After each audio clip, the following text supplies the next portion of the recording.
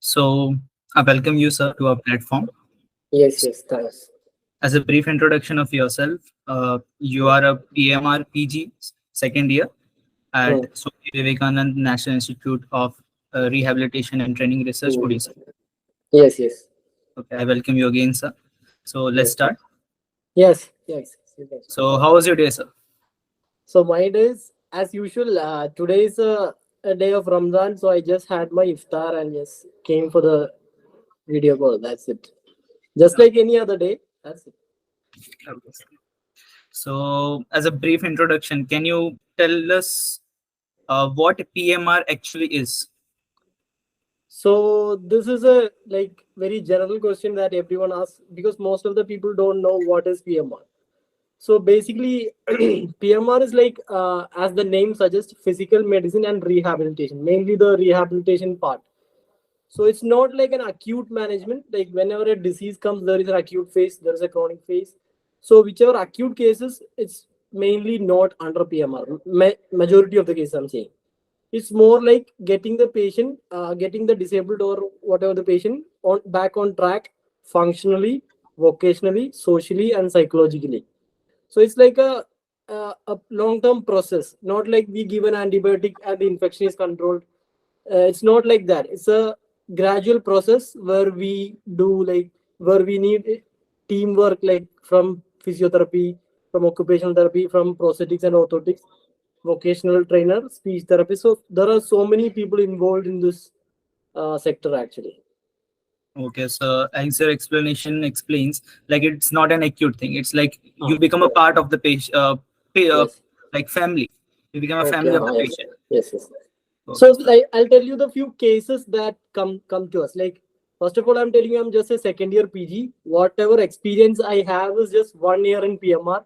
So whatever mistake is there, you have to bear with me. Whatever knowledge I have, I'll tell you. So first of all, it's like whatever cases we see is that stroke rehabilitation. That's the major thing. Spinal cord injury rehabilitation, traumatic brain injury rehabilitation. So as the name suggests, the nerve injuries are long-term cases. It takes a lot of time for recovery. So whole rehabilitation to get the patient on track. Then Mhm. in short cases, like exam wise, I'm saying in short cases, we have low backache, which is a major chunk of patients that come to PMR. Then osteoarthritis, CTV, which is also known as club foot, shoulder pain, then brachial plexus injury, facial nerve palsy. I have written it here. That's why I'm saying like this. Then rheumatoid arthritis, amputation cases, which comes to for prosthesis fitment and anything, and getting them back on track. Then foot drop, as we know, PPRP, which is called post polio residual paralysis, because we had an era where polio was not eradicated. So Yes. that patients, whichever patient had polio, are coming still now for rehabilitation. So currently, even though polio is eradicated, still the follow-ups are coming. Then cerebral palsy, then meningomyelocele, genu varum valgum, diabetic foot, ankylosing spondylitis, scoliosis, and the various myopathies. So like the list goes on like that. So these are the major cases that we see in PMR as a rehabilitation side. Okay. So, sir, how is the life as a PMR resident? Is it do you get any free time or is it hectic? Uh, can you brief So us? lifestyle, I can tell, as a resident, every branch is the same. For every residence, any branch is the same. Like we have the name resident itself says that we have to be residing around the hospital any Yes. time of the day. So it's not like you asked about lifestyle, right? So lifestyle as in resident ko, I don't know how meaningful that term is, but once we pass out, once the PG life is over, then the lifestyle is like it's having a good work life balance. It's more like a 9 to 5 job. You can restrict your job into 9 to 5, not like you have to take emergencies all night. If you want, you can do that also, but still you can restrict the time period or the work hours from 9 to 5. That is still there, like any dharma, any like dream branches like that. So the work life balance is very good in PMR actually after PG. Okay, sir. Mhm. So, what is your, in short, you can brief us about what is your daily routine or weekly schedule you follow? Okay, okay. So that is like in our hospital, surgical rehabilitation is a major chunk. Like in some medical colleges, there is no surgical interventions in rehabilitation. So we have OT days, operation theater days, and OPD days. So in some institute where there is no OT, they have, I think almost every day will be OPD. So for us, I'll tell you my schedule. For me, Monday, I'm in unit one here. Our unit is like Monday is OPD, Tuesday is OT, Wednesday is again OPD, Thursday is OT. Then Friday we have grand rounds. Then Saturday is for general works which are pending for the whole week. We'll go and do the pending works and finish it off. And Sunday is more like a holiday. So this is the schedule, but it is for our college. I'm saying different hospitals will have different schedule, Okay. and also monthly, like we'll have a 4 to 5 24-hour shifts, like on call. If at all any emergency comes from the ward or outside, also we have to go for the call. Okay. So that's a good explanation, sir. Mhm. So, so according to you, are there any mental and physical like prerequisite that you feel should be in a student Yes, who yes, can yes. pursue PMR? So the first thing is that we should have the patience. First Okay. of all, that is the main thing, because since I told you it's a long term, patients will be there. Spinal cord injury, it will be a long term patient. Stroke, traumatic brain injury, most of the cases are very long term. So you have to be patient enough to see the recovery. Not like I told you, like you give an antibiotic, infection is controlled, you will not see instant results. So for people who likes instant gratification or instant results, that may not be here. It will take time. So whichever resident who likes to pick up the branch, they should keep in their mind that they should be prepared in their mind that it's a slow process. They have to wait. They should be patient to see the recoveries over time gradually. But still the results are there. It's just that it will be a little slow compared to other branches. That's it. Okay. Okay. So, sir, like every coin has its two sides, like Um, advantages and disadvantages. So, according yes, to you, yes. what are the pros and cons of this branch? Okay. So coming to that, I have like anyway advantages are more. So I'll tell the disadvantages first, so Okay. that it's easy to finish it off. So disadvantages may first and primary thing. I'm asking you, did you know PMR in your UG days, first year, second year, mein in your hospital PMR branch hai? It To is be there. honest, no, sir. So this is the first problem we will face. Even in doctors community fraternity, people will not recognize you. They will ask, "What are you doing?" Doing, I'm doing PG. Which PMR? Okay, PMR. What is PMR? So this question you will get from your doctor friends itself. You may have to go through it, but that is okay. But depends on your how do you see it. That is the main thing. If you have no issues in facing such questions, and if you are patient enough to explain what is PMR to almost everyone who's asking you, then it is fine. So that lack of recognition inside the community is there. So I think that is the first and foremost issue that PMR resident or specialist can have.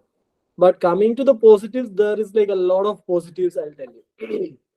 First of all, there is demand and supply.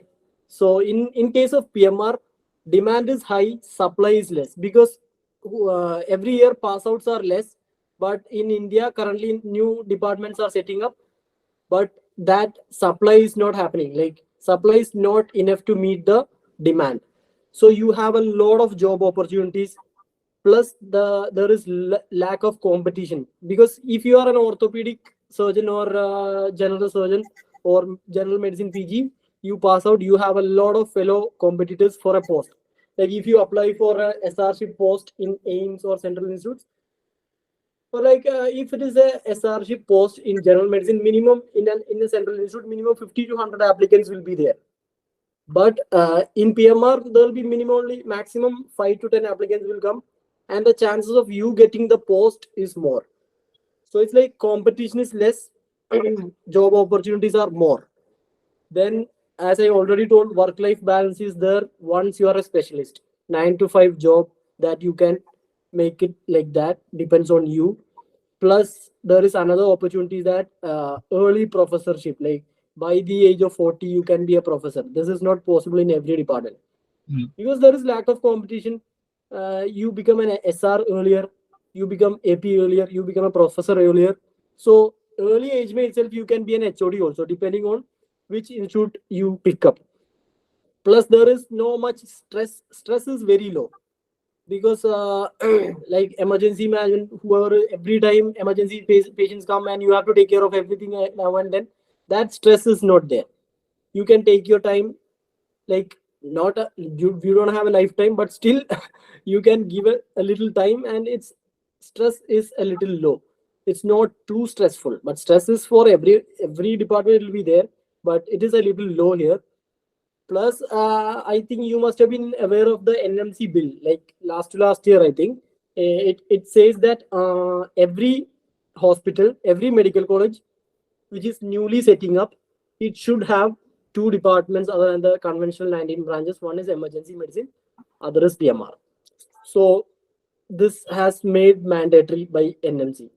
Plus, one more thing is that whichever medical college is applying for increment of seats, if a medical college is having 100 seats now, if they are applying for 150 seats or 200 seats, they also must have PMR and emergency medicine in their hospital.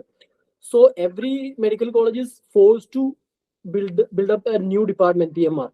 So almost everywhere you have vacancy to apply, Mhm. because every department where the it's like three, one consultant should be there, one assistant professor should be there, one associate professor should be there, and two SRs. Five consultants are needed for the department. So in every medical college, five seats are building becoming vacant, and you can apply and you can grab the job. So the competition, as I told, so these are the advantages, like I'm saying. So there are many advantages like this. That is Okay. what. Thank you, sir. So, as you mentioned earlier, like in PMI, you work as a team. Like you have Mhm. consultant and all that. So, who are the other branches that you can be apply as a bridging course? Is there any bridging courses? No, no, no, no. There is no bridging course. No, you have to directly do MBBS first. Then you Yes. directly go for NEET PG. You have to qualify NEET PG and you have to apply. Just like any other PG branch, there is no bridging course. Okay. PMR is just like general surgeries, just like orthopedics, just like general medicine. Everything is, there is a way to get it. Okay.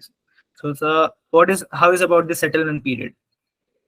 Settlement period in PMR, like you can settle, like you have 5 to 6 options to settle. One is government medical colleges or central institutes like AIMS, then private medical college. Then you can start your own clinic, private clinic, or you can go for research. And then the other options are abroad. That is, there are so many countries where PMR is very prominent, like Singapore, Australia, New Zealand, USA, UK, Netherlands, Middle East, Germany. But all these have their own way of entrance. That USA, you have to get USMLE, you have to crack USMLE, UK PLAB. So every country has their own routes of taking up the consultant. But still, the salary will be very high, and the package, everything will be very good, and it's very much established there abroad than in our country, is what I understand. So Okay, sir. settlement is like you have this many options for, but in these options, I think the best options are like central institute settlement, because of lack of competition. There you can directly go into SRship Mhm. and as AP and then professor. Then private medical college is also fine. Private hospital. A slight problem in private hospital is that there is a little low, like lack of recognition in private hospital setup. But depending on the trend, we understand that by the year of 2025, almost every medical college in India will have a PMR department. By that time, private hospitals will also recognize the importance of PMR, and they will also be forced to start their own PMR department. The research field, as every branch in India, research is uh, not that efficient in India. I have heard from many seniors and all. So that problem is that Baki everything is fine in PMR actually. Okay, sir. Thank you. Mm. So, sir, if a student is deciding to go for a PMR after MBBS, so what are the colleges option? Like every colleges have such branches, or are there any specific or any such institutions? Okay. So after MBBS, you have two options: either MD PMR or DNP PMR. Diploma in PMR is very, I think, only in Kerala, Bihar, and only 2-3 states have diploma in PMR, DPMR. Baki mainly the options we have is MD PMR and DNP PMR. And DNP PMR, mein, as of my knowledge, there are only two hospitals that are having DNP PMR. One is my hospital, that is SV Nirsar, Katak, and then the other option is Kokila Ben, Mumbai. So these are the only two DNP options. Then MD side, mein, we have a lot of options like first of all, the Apex institutes like AIMS. AIMS may we have Delhi is having PMR, Rishikesh is having PMR, Bhopal, Patna, Jodhpur, and Bhubaneswar. All these AIMS are having PMR department. So first of all, anyway, we'll give preference to the central institutes. Then coming to other institutes, we have VMMC Safdarjung, SMS Jaipur, where Jaipur food is invented, and then we have RIMS Imphal, which is also a central institute. Then King George Medical College, Lucknow, that is also very good. Then RG Kar, IGPMR in West Bengal. Then we have Madras. Coming to the south, we have Madras Medical College. Coming to Kerala, we have Calicut Medical College, Kottayam Medical College, Trivandrum Medical College. So many new hospitals are setting up PMR also. Like we have a lot of options. And in the future years, I think next year itself, there will be more and more medical colleges having MDPMR. That's what I understand by the trend going on. Okay, that means if you want to do MD PMR, then there are lots of options, and in DNP PMR, there are only specifically such institutions like yours. Yes. Thank you. So, are there any super specialization of fellowship program after this branch? So super specialization, as in we have fellowship programs, but coming to you may be asking about DM program. As of now, there is PMR can be considered as an N branch. You are already a specialist by the end of PMR, and you can start working as a physiatrist. But still, you can super specialize by doing fellowships. Like there are many options. You can go into neuro rehabilitation, which is NIMHANS is offering neuro rehab fellowship. Then there is another area of fellowship called pain management fellowship, where AIMS Delhi is having pain management fellowship. Also, private hospitals are also offering pain management fellowship. But the one thing is that pain management fellowship may you will have competition from anesthesia PGs also, because they are also eligible to go for the pain management fellowship. So PMR residents and anesthesia residents both can go for pain fellowship. Then rheumatology fellowship, where only PMR goes, as of my understanding. If you want to do rheumatology fellowship on an international basis, ULAR is providing fellowship on an international level, which is in Switzerland. Actually, ULAR is the internationally recognized committee for rheumatology, where even the diagnostic criteria and everything is proposed by ULAR. Then in India, rheumatology fellowship is provided by Nanavati Hospital, Mumbai. Then you can go into cancer rehabilitation, sports fellowships that you can apply. Sports fellowship. Mm-hmm. So, is there any difference between a personal setup and government institutions like the job? What are the differences? Personal setup and government setup. Yes. So actually, I think it's better to go through government setup initially, because personal setup, people as of now, people are not much aware of PMR department. Even doctors are not much aware in our fraternity. So people are also not much aware of the specialty and what we provide. So private setup, first you have to make a name by working in government setup, and after that you go for private setup. So that name is already there, so people will come for your name.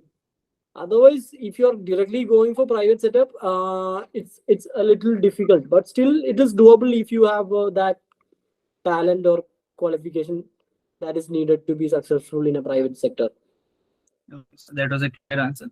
So, sir, next question. Like, who are the patients? Like, do the patient comes directly or they are referred to us? So that depends on where you are working. I'll tell you about my hospital. My hospital is dedicated for rehabilitation only. So we are getting direct patients. The patients are directly coming to our OPD, but it is not the same everywhere.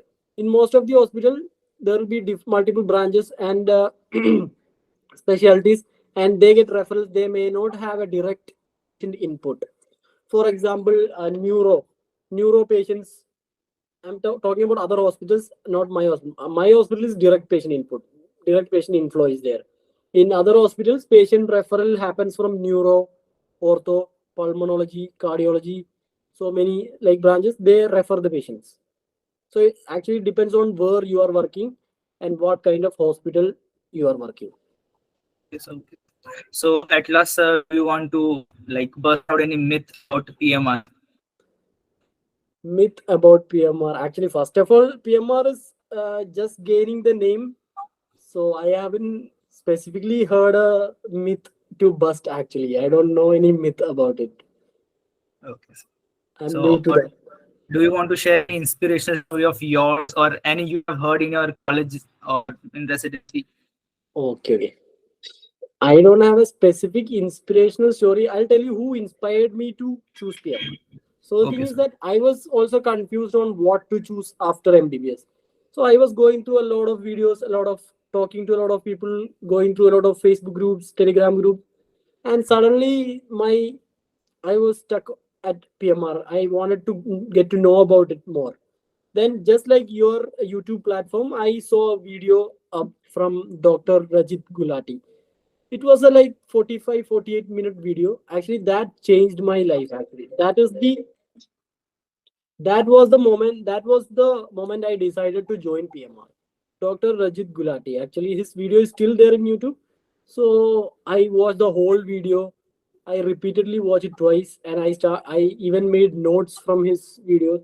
Then I made an informed decision, and I discussed with my parents. And then I actually, the thing is that you asked now inspirational story.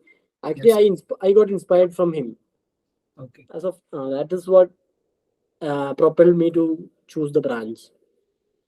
So, sir, if any student is willing to pursue PMR after MBBS, so what are the guidance that you will give him? Guidance, as I already told you, this resident should be having the patience. He should be patient enough to see the results. He should not be frustrated on the way, saying that there is no result, there is no recovery. He must have studied, he or she must have studied in MBBS. Neurological recovery is very slow. So he has to or she has to be patient enough to see the recovery.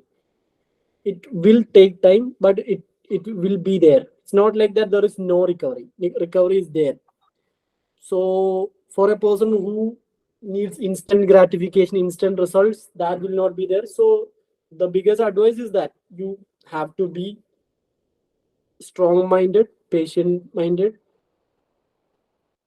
and you may have to keep on communicating with the bystanders almost every week.